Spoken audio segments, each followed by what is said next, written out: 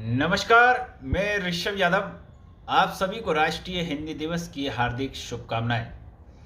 राष्ट्रीय हिंदी दिवस पर हम थोड़ी सामान्य चर्चा करते हैं और हिंदी के दो प्रसिद्ध कवि, एक दुष्यंत कुमार और दूसरे अदम गोंडवी की कविता का पाठ करते हुए आज हम राष्ट्रीय हिंदी दिवस को सेलिब्रेट कर सकते हैं। क्योंकि राष्ट्रीय हिंदी दिवस पर हम ये जिन दो कवियों की कविता पढ़ेंगे वह हिंदी में सबसे अपनी श्रेष्ठ रचनाओं के लिए जाने जाते हैं। राष्ट्रीय हिंदी दिवस पर भारतवर्ष के विभिन्न महापुरुषों ने अपने अपने विचार रखे हैं और हिंदी भाषा की श्रेष्ठता पर अपनी बात कही है। हिंदी भाषा एक ऐसी भाषा है जो लोगों को दिलों से जोड़ती है। यह भाषा सबसे सरल भाषाओं में मानी जाती है। हिंदी अपनी भावनाओं को दर्शाने के लिए सबसे आसान भाषाओं में मानी जाती है। और हिंदी कविता का जो इतिहास है और हिंदी जो कविताएं हमारे कवियों ने कही है वह सबसे आसान शब्दों में कही हो और इसके गहरे निहितार्थ निकले।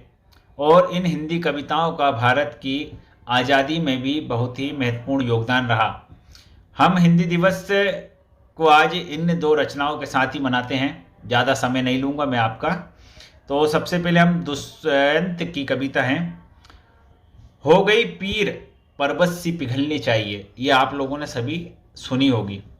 तो कविता इस प्रकार है, हो गई पीर पर्वत सी पिघलनी चाहिए, इस हिमालय से कोई गंगा निकलनी चाहिए।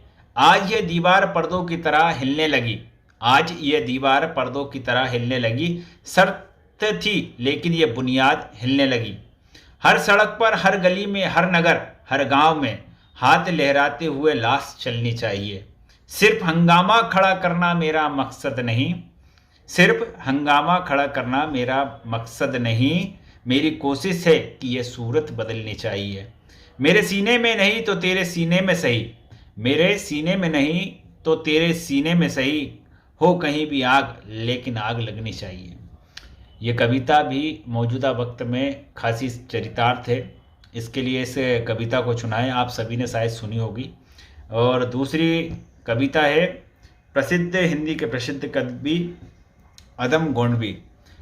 कविता काफ़ी लंबी है लेकिन मुझे सबसे आकर्षित करती है यह कविता। आपने सुना होगा, मैं चमारों की गली तक ले चलूँगा आपको। ये लाइन तो आपने शायद सुनी ही होगी। हिंदी कविता में खासी मार्मिक है।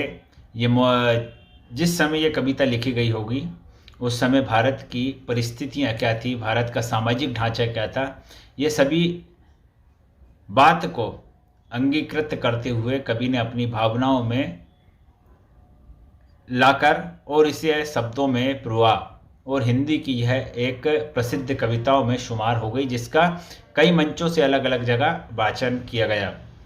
थोड़ी हम कविताएं पढ़ते हैं इसको आगे। आइए महसूस करिए जिंदगी के ताप को, आइए महसूस करिए जिंदगी के ताप को, मैं चमारों की गली में ले चलूँगा आपको।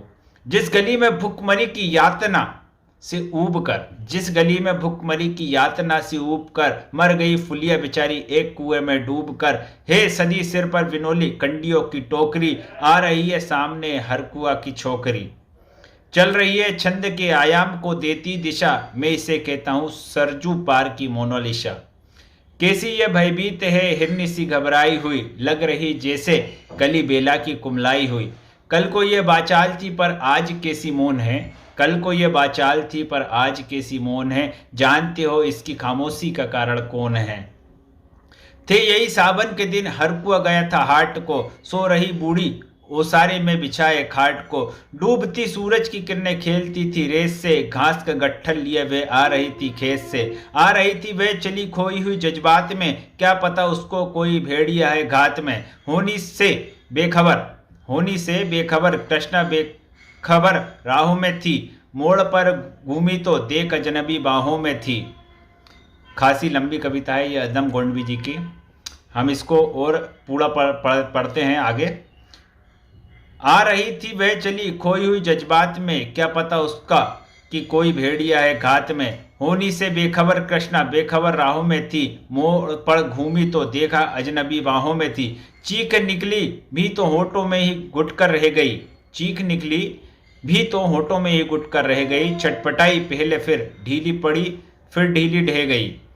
दिन तो सरजू के कछारों में था, कब का ढल गया, वासना की आग में कुमार उसका जल गया। और उस दिन यह हवेली हंस रही थी मौज में, होश में आई तो कृष्णा थी पिता की गोद में।